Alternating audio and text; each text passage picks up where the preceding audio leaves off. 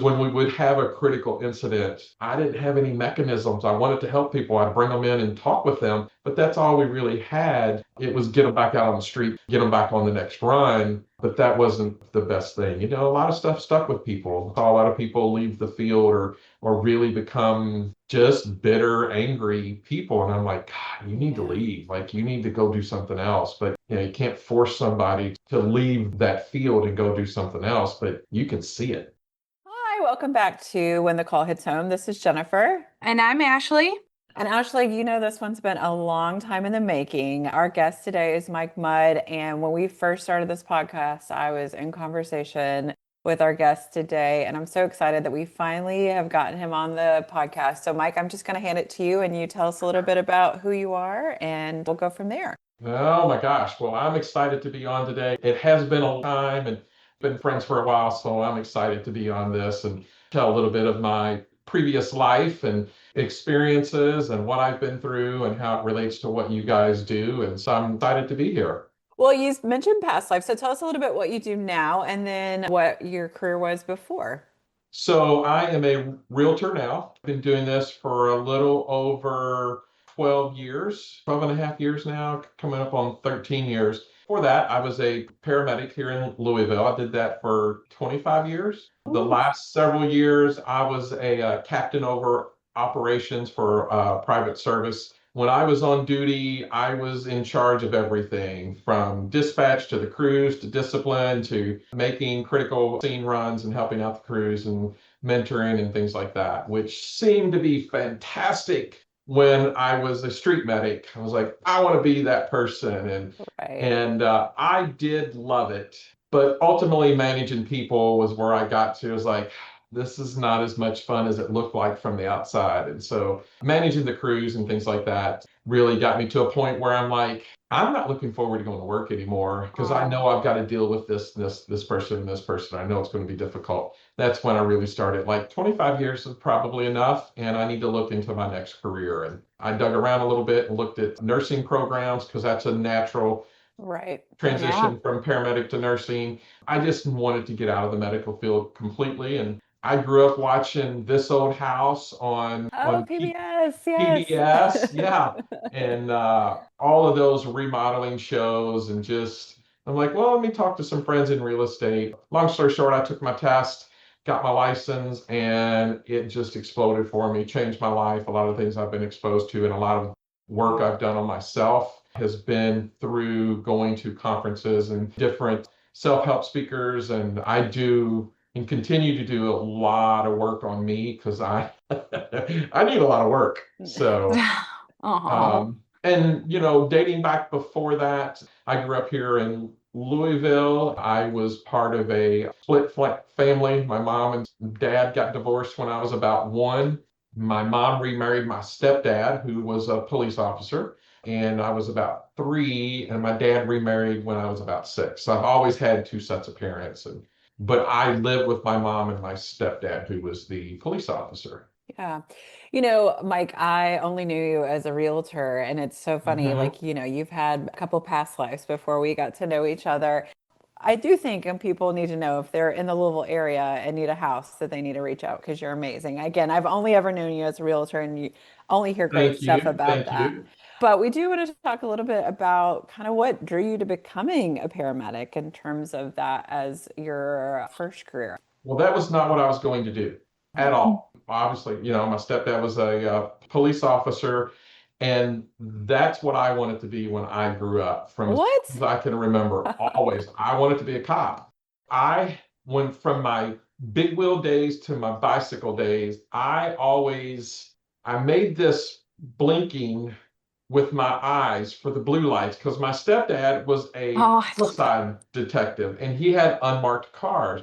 And in his grill, he had these blue lights. And when he pulled in the driveway, if I was in the driveway, he turned those on. And I loved it. Aw. So I Yeah. would do that with my eyes when we played cops and robbers. I love that. And I made a siren with my voice. Uh-huh. Oh.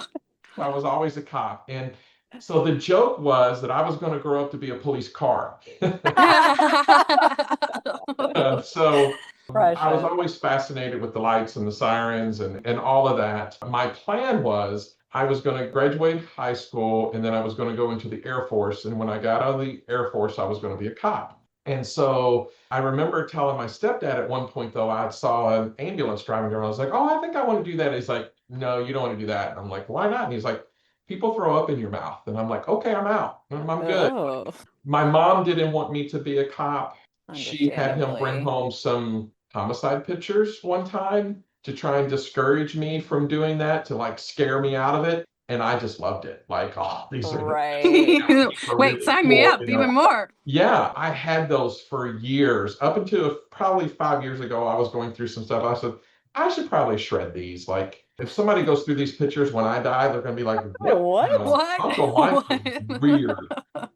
So I went into the Air Force and then I got out to Totally. come home and I ended up being a paramedic, long story short. I got a job as a dispatcher and just worked my way up from dispatcher to EMT to medic to running the service or But running. wait, hold up. We were in the Air Force too. I had no Yeah, idea. yeah, I was in the Air Force too. Yeah, I That's was a incredible. F-16 crew chief in the Air Force. I wanted to be a cop in the Air Force, but my depth perception apparently was off. Oh, So it disqualified me from being a Oh my cop in the gosh. Air Force. I mean, it hasn't really affected my life at all, but I ended up being a crew chief on the F-16, which is a really fun job. So I was the guy that did all of this and did all the yeah. missions, and it was fun, but I didn't want to do that in the civilian world when I got out. So Understandably, understandably. I love that about being a little kid and being in the car, but yeah. how it all kind of comes back around. That's amazing to kind of share that. I appreciate that. Yeah, I had Yeah. to laugh because I'm like, that's what it was for me. Like, I don't know. That would be the best part. If you did a ride along or something, I'd be like, Dad, just let me hit the sirens. Oh Just let yeah. me hit the lights. Absolutely. Like, I knew where those buttons were in every squad. I'm like, let's Uh-huh. go. So that made me Yeah. laugh too.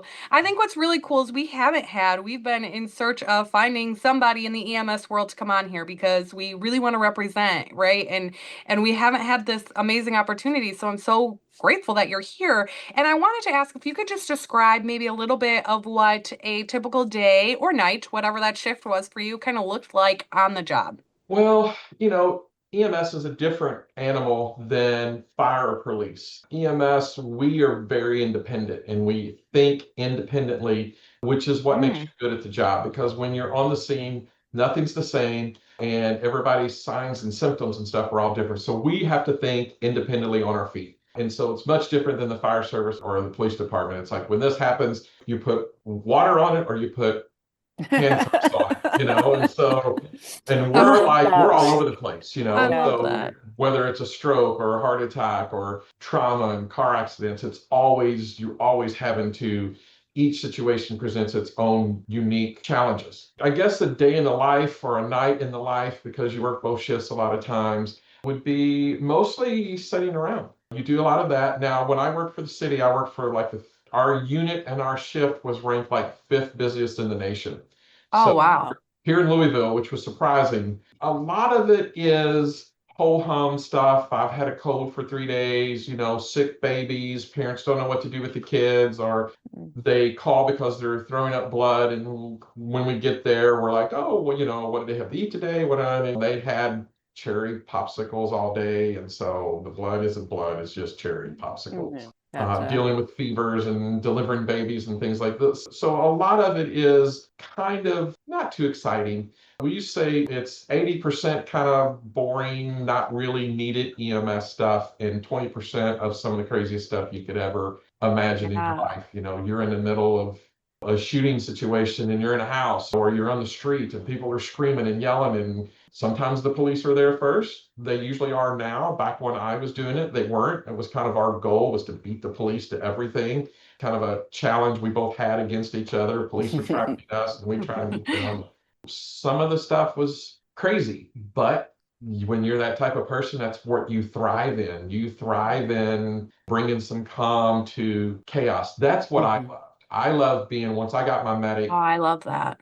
I love being the person that the police were there and the fire department were there and they're all freaking out because babies are dying and not breathing because they're dealing with their own thing. And then when you walk in, it's like the paramedics here. And I'm like, oh, Yeah. give them to me. Yeah. This is what I do. And I did enjoy that part of it, to be able to bring some calm to some of the most craziest things that some people experience in their life.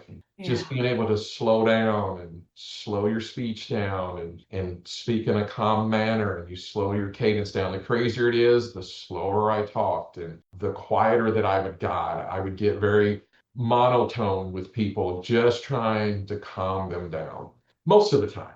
Yeah. Sometimes you just had to play the game and yell at them and cuss at them and tie them down. But the next, once you get them under control, then you're back into the, okay, let's deal with the situation here minute by minute. So it was a very, very emotional mind kind of field. And you just, you deal with a lot of stuff and you file it away. Because Mhm. when I did it, Uh-huh. there was no, they were just starting to do some of the critical debriefing, but Right. we didn't have any of that. You just sucked it up and you went to work. Yeah. I had partners that had kids, and we made kids that had died in the night or different things, and your partner is losing their crap.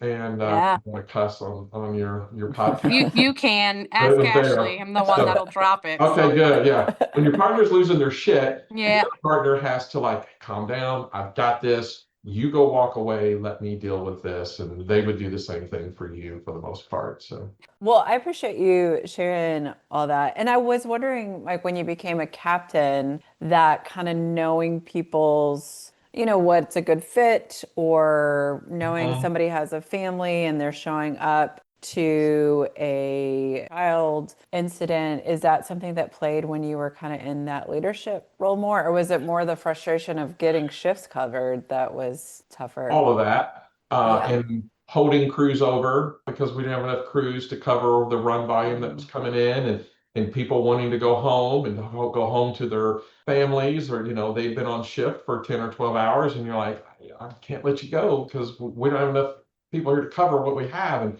that was struggle because I felt really bad because I've been in that position. I've been that person that Right. had to get mandatoried, and they're tired and they're exhausted, and what kind of medic are they showing up as for their patients when they're tired and they're upset and they're angry. And that was difficult too, and difficult for them to manage as well, because you want people to show up at their best when other people are really at their worst. But the frustrating thing for me was when we would have a critical incident, I didn't have any mechanisms. I wanted to help people. I'd bring them in and talk with them, but that's all we really had. It was get them back out on the street, get them back on the next run. But that wasn't the best thing. A lot of stuff stuck with people. I saw a lot of people leave the field or really become just bitter, angry people. And I'm like, God, you need to leave. Like, you need to go do something else. But you can't force somebody to leave that field and go do something else, but you can see it. And I talk about, I'm a bit older, and what my dad's experience was in terms of mental health for officers to where we are now. It's come Right. a long way. There But wasn't any. well, yeah. So I was going to ask, in terms of your experience, is there some reflection of like, I wish we had? Is there something that you kind of can look at hindsight and it would have been nice too? For And sure. I wish we had been able to have the mental health system set up when we had a critical incident to be able to pull those crews off the street, talk with somebody that night, Mhm. and maybe a couple of days later, to be able to give somebody a little bit of time off. Like, okay, this was really bad. There was an incident that I remember that really messed with some of my employees. It was a really bad accident. Several people burned up in the car. In being the service in this county, our service was in charge of taking people to the coroner's office. So my crews had to wait for the fire department to cut the roof off and literally pry these bodies out of this charred car that were still in their seatbelts. You see it, you can't unsee it, you can't Right. unsmell it. Right. So I wish that I had been able to do something for them then, and there had been systems in place and mechanisms in place. I think there are now. I still think there's probably a long way to go. Oh, absolutely, Mike. Yeah. But Absolutely. in my opinion, you need staff that are clinical workers, you need to be able to pull people off the street for either the rest of the shift or even a couple of days and force them to come in and speak with a therapist, because a lot of people won't. I've got Yeah. to handle it. In this field, it's macho and you can take care of everything. And not everybody can. I thought I could. And it took me several years for me getting out of that world. I remember when I left and I got into this, it was about 2 weeks after I had left EMS supervisor role. And I was just like, my shoulders, You can they breathe. just relaxed. It was physically obvious that a lot of stress was off of me. And Yeah. then it took several years after that. I was having lunch with a friend of mine and she was a medic for years and a supervisor as well. And she was talking about her PTSD, and I never thought I had any of that. And then it struck me that I do. I really do. And that just made me a little emotional just there. But Understandably. Yeah. just know, and it's affected relationships. It's affected just, it affects your life, but knowing that it's there helps a tremendous. Oh, absolutely. And I think with You think you're crazy. well, and I think that it's this idea of like, I went into this and saw things and it was part of the job. Like this is what I Right. signed up for. If And you don't do yet, it, who will? well, and it's funny, Mike, even talking about, those reactions of seeing people, your employees, your peers that you care about, and like, how are they going to be for the people, their patients? Like, I Mhm. think that's such a first responder of like how we want to show up our best. Yeah. And the realization of like our brains are just not supposed to see things that we've They're seen. not. And it's not, I think, a weakness or, oh, darn it, I'm one of the ones that fell to PTSD. It's just, again, it's just Because again, we're not supposed to see a body charred in a car accident. yeah, Mhm. the things that you see, and there's some fun, there's some good stuff in the field. The birth of babies, Absolutely. which I Right. hate because I was going to ask about that earlier. I'm it's like, not wait a pretty. minute. It doesn't smell good. Oh, They usually don't. Let me just say it's not a clean hospital situation. Right. The side of the road at 4 o'clock in the morning in the front seat of the car, or you're on Hmm. the couch in somebody's house. Babies don't wait. Babies are coming when they're coming, and you just got to catch them and hope there aren't any complications because yeah. you're out in the field and you've got to get somebody to a hospital. My PTSD shows up in catastrophizing. Petrifying. Hmm. Yeah, Yes. I still do it. I do it all the time. It's in my head all the time, but now I know what it is, and I'm like, oh, I gotta stop thinking about that. God, like this didn't Right. even happen. Why is your mind going through these things? And just driving down the road, and okay, if I'm driving down the road, the car coming in their way. What if they come across to the median and come toward me? What am I Hmm. going to do? And because you've seen all of that, seen the Exactly. carnage Exactly. that comes from that, and so my mind thinks of the worst thing all the time. I even say out loud sometimes now, stop it. What are you doing? This doesn't exist, Mike. Think of something else. Think of something Hmm. positive. And so it's affected relationships. When my partner was going through some stuff, I always think somebody's going to kill himself and I'm going to go find them that I love. And so that's where my mind goes. It's always the worst Yeah. case scenario. I remember we had gotten into a fight. He had said something. And so I went over to the house. And when I went over to his house, I didn't see him. And I went upstairs and I didn't see him. And I immediately in my head, I thought he's hung himself from the rafters in the basement. And I was headed to the basement and he was coming out of the bathroom. Like, he was like, what are you doing? And I'm like, Yeah. because you've seen it, and seen Exactly. the family go through it. It's just tough to let that stuff go. I don't know that it'll ever go away, but at least I know what it is now and I can identify it. I just want to thank you because I think this is the first time we've had someone on here. I mean, we've had incredible people on here who We are open and have. vulnerable, but I feel like this is one of the first times that you're giving the raw truths of like what goes on Mhm. in your brain, right? Like what actually happens. And I think this is going to be so incredibly powerful for a lot of people who listen because what also happens right away when you're like that PTSD, I didn't know what it was. It's like a really isolating feeling because you feel Mhm. like looking around like anybody else feeling this, anybody else having Right. these thoughts, Does and anybody that else see that? It goes back to you won't sit with your back to the door and things right. like that. Right. That's And where that stuff comes from. yes. And I just think that people really need to have you come on here and to be so open and for others to listen to this. Like, I think it's going to be incredibly powerful just because Uh, hopefully, one, they realize I'm not alone. But mhm. then, two, just to hear, okay, there's some normalcy to this, Right. right? I Right. see. For us. Right. Yeah. Yeah. We'll put up the It's normal parentheses. for Trust us. me. But Yes. yeah, Yeah. absolutely. Growing up as a kid, it was the same thing. My dad was a homicide detective. So, for Wow. one, he showed no emotion, and that caused conflict between my mom and him. But I saw some of the pictures that he took, of bodies and murder scenes. And so he had that on him, and he carried that with him, but that affected him that he couldn't show the emotion. He had to tough it up and he started on the police department in like 61. And so he retired in 93, 92, somewhere around there. He put on 30 some years. But I saw that affect their marriage as well. So one, he didn't show any emotion with us. I mean, he did. He wasn't cold, Yeah. but we never saw him emotional. Yeah. And we knew if he ever lost his temper, like it was Yeah. run. Watch out.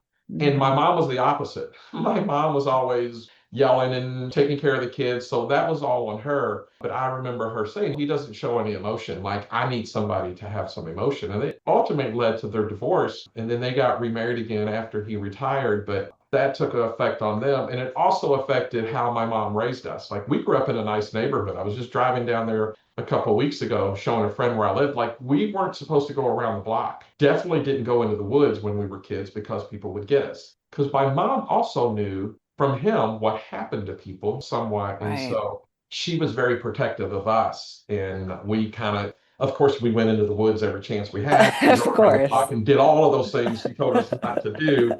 But Like the good children that you are, yes. of course, but those fears of what would happen to us affected how she raised us as well. And so, I think that that is an important thing to kind of recognize. Ashley and I kind of started this just being the kids of first responders and mhm, our experience and having parents that are a little bit hyper vigilant or parents telling you stories that maybe not be age appropriate, but again, it comes from such a like yeah, a somebody's going to get safety. you, you Exactly. know. Exactly. Somebody drowned in that pool there. I'm like, can we just get to school? Like, why do Swim. I have to hear We just go swimming. about somebody Fine. drowning in a pool Right. on my way to school? Mike, I think it's just echoing what you're saying. And when you have parents that are in these jobs, they're just very hyper aware, and Hmm. that is going to creep on their kids. Like, that is just For sure. something that kind of leans itself to that kind of parenting. Hmm. Collateral damage. Yeah. Speaking of having your stepdad be in law enforcement, and I appreciate you sharing, I'm going to be a cop one day and obviously had some imprint. Did he get to see you be in EMS? Oh, And yeah. Hmm. and did that dynamic change in terms of you guys being both in the same career or? Not really. He Yeah. never really discussed much of it. I grew up hearing some of his friends over the years, some of the other cops and detectives that he knew that had killed themselves over the years. And you worry as a kid, are my parents going to do that? Hmm. But we didn't really. He's like, he didn't want me to do any of it, do anything else, but don't do this job. He Mm. didn't really want me to be a cop because he knew, but that you weren't talking me out of it. Just like any other first responders, kids that want to go into the same field, you're not talking them out. Right. Right. They're going to do it because that's what they want to do. And so, Yeah. I was wondering if we could circle back for a second. There's something standing out to me. So, when you went through your EMS career, the mental health portion you were saying wasn't as strong, correct? it exists. Yeah, yeah. And you had said, and I loved it, you had said kind of forcing people to talk to somebody, right? And Hmm. something that I do in this world, like right now, is that I'm helping with a department. We're helping trying to enforce neck up checkups. So those once a year wellness visits. And we go back and forth. They go back and forth on, do you make it mandatory? Do you not? And like my strong belief is, yeah, you If do. you don't, that most of them won't do it. Yeah, And the yeah. ones that do will feel less than because they're doing it. And some of these other stronger people that can handle it, Mm, they don't do it because they're more manly or they're tougher or they can handle it. And that's just not the case. People need to be made to do this. If nothing else, after critical events. Mm. Yeah. serious heavy duty stuff because you see the serious heavy duty stuff. They need to be made to talk with somebody just to get it out of their heads.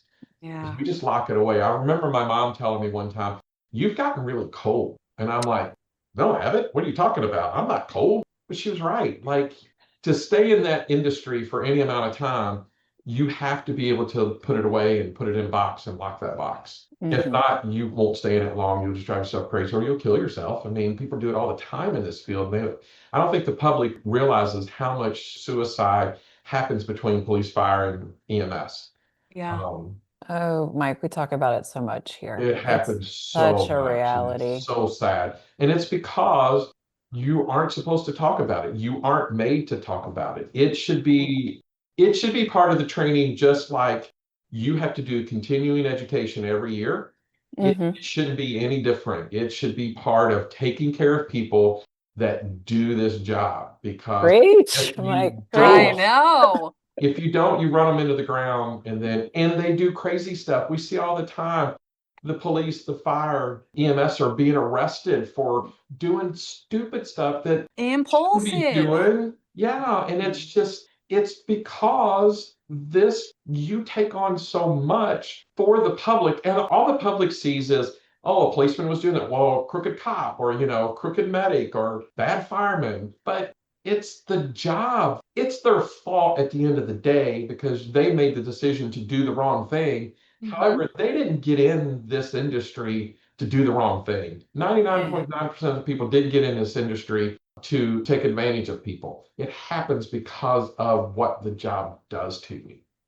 I just got I goosebumps. was just about to say, Mike might be my new favorite human, and everyone listening is going to be mad because I say that often, but he may have went to number one because that was so powerful and it's so refreshing, like to hear it and to also like to hear this from the EMS side. Hmm. Well, that's something when Jennifer was talking at church and she was talking about doing some of the work she does with police. And I think it was mostly police at the time. I think you were doing a little bit with fire, maybe, but I was like, "Hey, don't forget the paramedics." And she's like, Yeah. and it hadn't even dawned on her at the time. I'm like, "But we're right there. Like, everybody knows police and fire, and they get the most attention. EMS has always been what we've said, the redheaded stepchildren Of of course. first responders, as you can relate. Uh-huh. Like, they don't get attention. They don't get any accolades. If you watch the news media doesn't, they'll say police or fire department. They don't say the paramedics. Mm, They don't talk about that. We're dealing with the human side of it. We're taking care of the people. And because it's only been around since the early to mid 60s, it doesn't have the recognition that it deserves. It doesn't have the respect that it deserves. It doesn't have the professionalism that it deserves. It's Yeah. getting better. A lot of fire departments are pulling EMS into the department, and that's a numbers game because right. fire prevention has gotten so good, they don't make as many fire runs as they did. And so you can't justify bigger budgets and more fire trucks and all of this, better equipment, if your run volume's going down. Right. Yeah. When you pull EMS in, it's usually a different tax bracket. They've maxed out on their tax base that they can for fire. You pull EMS in, and that gives them additional tax revenue that they can charge now. And it justifies the equipment and things that they need because of the run volume, because EMS run volume is just astronomical. It keeps Non-stop. going Yeah. up all the time. Yes. Yeah. So EMS is hugely undervalued and underrated and underappreciated. Can I say another population that I'm going to be honest, like I had no clue that's where you started was dispatchers. Uh-huh. Yeah, I think that's Yeah. another population that totally gets agree. really missed in a lot of this stuff. And again, you were talking about the same thing with high suicide rates and Yeah. things like Uh-huh. that as well. So, yep. Not me just paying because I also feel that same way about corrections, Yeah. Mm-hmm. For right? sure. Like Yeah. wild. Those both are so true. Yeah. And EMS is underpaid, corrections is underpaid, dispatchers 1000%. are underpaid. A lot of people don't think of them as first responders, but they're dealing with, especially dispatchers, they're the ones that you call. Now, Yep. you can tell the ones that have been there for a long time that are bitter when you call. You can tell the ones that, aren't so bitter, but they need the same thing. They need the same help. Exactly. They need to be made to talk to people because they're hearing it. They're not there. So Mhm. it is different, but man, they're hearing it on the phone. They're hearing those cries for help. They're hearing people dying on the phone. Like they're Exactly. hearing all Exactly. that stuff. So it does affect them. Mhm. Absolutely. Well, and Or, I want to go back up for what you said too, like when you were a captain and Mm, people having to stay late. And I'm like, I know it has to come down sometimes to just a staffing mhm, issue. And again, like people have sacrificed so much. And it's again, like we just did a horrible call. Well, there's another one and we don't have people. We don't have people so you just got to go, that's that kind of stuff, the mhm. revolving door of it as Yeah. well. Yeah. Yeah, there's just not enough compensation. And it's not as much of the compensation when you're in it.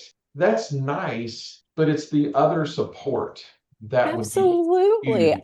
Absolutely. I obviously we all want more money like that. Who doesn't? For But sure. sometimes it's about, can you just see me? Can you yeah, just see that I'm Recognition struggling? and support. And Yeah, yeah, those were some of the things that I tried to implement. I'm like, I love and that. I worked for a private service the last several years. That's where I started. That's where I ended. But we were the 911 backup for the city. We were the 911 across the river for two counties. And so they're seeing the same stuff. of It's course. like, let's just, instead of throwing a party where everybody gets drunk, act stupid, why don't we do some recognition? Why don't we Mm, give somebody a little ribbon that they can wear on their uniform that for whatever it is, you made this critical run or you did something, give them a ribbon, give them some recognition. Even that $2 ribbon means something because it makes somebody proud and it shows that they were recognized, what yeah. they did mattered, and that it's seen. I made a run one time in a house fire, and we had two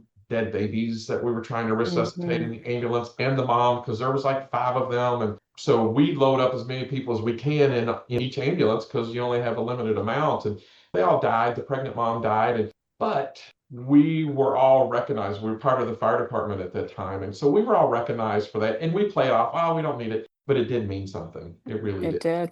It really Like, did. oh, they saw and they know what we went through just to deal with that. So, I love that because it kind of wraps up some of our other episodes too in this because we've tried to hit on leadership as well.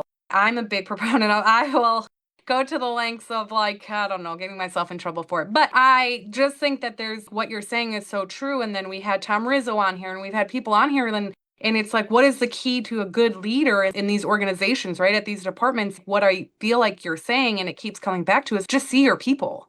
Just show them Hmm. that they're human and show that you care about them. right. It's huge. My nickname was Captain Dick. Just Stop. Oh no. but I followed the rules and I Yeah. I didn't play any Yeah. favorites. And when somebody did something, I had to hold them accountable, but I was fair. I didn't like doing that part of the job, but it was part of the job. I liked going around and checking on people. Like when I was on duty, I wanted to see every crew member that was on shift at least once during the night and just check I on them. love that. They thought I was checking up on them, and getting them in trouble. And there was all kinds of rumors out there that I'd written people up for sleeping or something. And I never did that. That never happened. But when I was gone, they missed me because then they realized, well, Mike actually cared. Some of them I didn't like at all, but they were still there Yeah. doing a job and I still cared. Leadership is huge. Leadership training is almost non existent. What they tend to do is take somebody that's good on the street, teach them the books, and then promote them. Just because you're a good medic doesn't mean you're going to be a good supervisor, doesn't mean you're Right. a good boss, doesn't mean you're going to be a good director. There needs to be more and more training for the leadership Yeah. in Working, how leading people. Yeah. how to lead people, how to care about people, how to Right. respond to people in these situations. Because it all comes from the top. The atmosphere of the whole department starts at the very top. Not Yes. just the chief, but also the Mm, community leaders that put the chief in place. yes. It comes from them as well. And they don't know what's going on and they don't have a clue because they've never done the job. I don't know how to fix it. I just know it needs to start at the top. Well, I just want to say you definitely sound like somebody who grew up in a first responder home when there's rules and we have to follow them. Absolutely. Just is it Yes. bad that I'm sitting over here like, ooh, hit send on this episode to everybody in the county right now? And I got even the higher ups, like I'm hitting send on this because it's just powerful and it's so true and people need to hear it. And I think coming from someone who's lived it and experienced it, like Jennifer and I kind of Yes. talk about this all the time where we're like, we're so passionate and we want to make change. Mhm. And we talk about these things, but I think sometimes people look at us and they're like, no, You don't even know what you're talking about. Yeah. no, it's therapists, Right. right? And but to have someone come on and to be able to be so open and to say it, it's like that's the change we hope we see is that people Mhm. realize, no, this is real. And we have to listen, we have to learn from each other to be able to grow. You were talking about leadership again. Leadership has to come out of the ivory tower. Mm, I've seen it so much. There was an old chief of police of the county police department that I was kind of new. Him and my dad were friends, and he put my dad in professional standards unit, which he hated because he trusted him. But of course, my dad wanted to be there because you're investigating other officers. right. You're not liked. He didn't like doing that, but he was trusted. But I remember he would get out. The chief would go out and ride around and make runs every now and then and talk with the people on the ground. That's huge because you think they forget you. And a lot of times they Yes. do. They forget where they come from. Yeah. But when you're out and you're checking on your folks, even me, I would try and find my crews. The joy that I got out is I would try and find them and sneak up on them and then scare them. I love I that. got the most And joy out HR of never that. got called, Mike? Right, Oh, right. that was the most fun. I love that. Just some of the things I did Yeah. gives you a little bit of joy. People don't understand the way we cope either. Yeah. The things we say, the things we make fun of that aren't appropriate. They're not publicly acceptable. The games we play on each other and setting up each other's cars and ambulances and the tricks that we play, it's a mechanism to deal with this stuff. Right. It's not Right. appropriate for the public, but it's important for those crews for people to have some understanding of why they're doing it, of what they see, of what they deal with on a regular basis. It's crude and inappropriate and nothing you'd want to have around your family during the holidays or people that don't understand. A way to decompress and let some of the stress off. Oh yeah. Well, and I think that there's just that healthy release in terms of like we have to laugh so we don't cry. I For think that sure. that's part of it. Before we wrap up too much, one thing I want to ask, Mike, again, I get to know you personally and I'm very fortunate for that, but you are such a I thank positive, you. bright person. And I just wanted to kind of ask, what do you feel like is something that kind of helps you? I know you said you kind of think of the worst, but I think to know you is to know somebody that has a smile and is bright and optimistic. Is there, I don't know, a secret that you have or something that has been helpful for you in terms of knowing you've had those experiences that keeps you kind of moving forward? Choosing. I My love best friend that. has always said, "You've been through so much. How are you not bitter and angry?" And I'm like, I don't want to be. I I don't love want to that, be Mike. bitter. I love that too. So I really make a choice. It's a conscious effort to not be. Since I got into real estate, I've got exposed to a lot of stuff. Les Brown was the first speaker that I really heard that had me in tears at the first conference that I ever went to. And it was the first time I'd ever felt like I could be a little bit more than just average. I could believe in myself a little bit. I could do more. And I trace it back to August 2014. It was a Sunday night listening to Les Brown, and it really kind of changed my life in just exposing myself to more and more and more of that. Positive people, being around positive people, or the 5 people that you surround yourself about, that's who you are.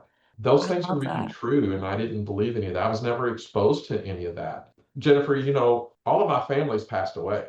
Like Yeah. I'm the last one. My Yeah. mom, my dad, my stepdad, my brother and sister, they've all passed away and young. And so 2017 was a year where I was like, okay, I'm either going to spiral out as well, or I've got to do something. And Hmm. so I started going back to church again, and that's we met and trying to do more work on myself. But the way that I deal with that is like, okay, had I been the one to die, how would I have wanted my brother and sister or family to live? I don't want them to live. I would want them to live happy, full lives because that's all we have. I wanted them to Exactly. be bitter because I was gone. And so that kind of, I give myself permission to be happy.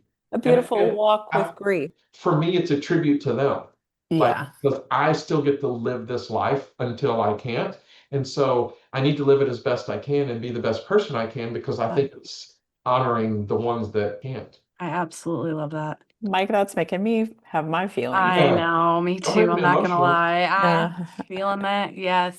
So I'll just cry right now and then And it's it's okay to so cry. powerful. And It it is. is. This is what I do with my clients when I do telehealth. I have a box of Kleenex, everybody, and I'm just virtually handing it out. So there So we weird how go. life works too, like even in the midst of this podcast and just like hearing these things that maybe like I needed to hear today, right? And Oh, that's the beauty of bringing people together like this. So I appreciate mm. it. And Mike, I just appreciate you being on and being so open. And honestly, I'm just like blown away right now. I think my brain can't even keep up. I'm just so honored to have met you and to listen to you. And it was worth the wait for you, Mike. That's for sure. Worth the wait. Honored to be asked and someone wants to listen to me and talk and because I'm a talker, which makes me good in real estate.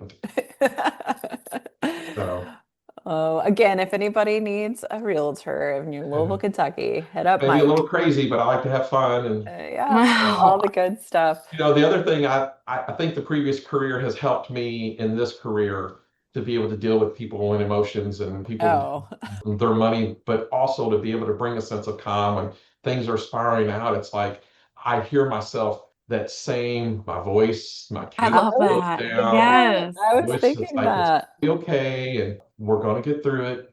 And in my mind, nobody's dying. It's okay. Yes, Figure it That's a out. absolutely. good Or we'll thing. find you another house. Exactly. Yeah. Exactly.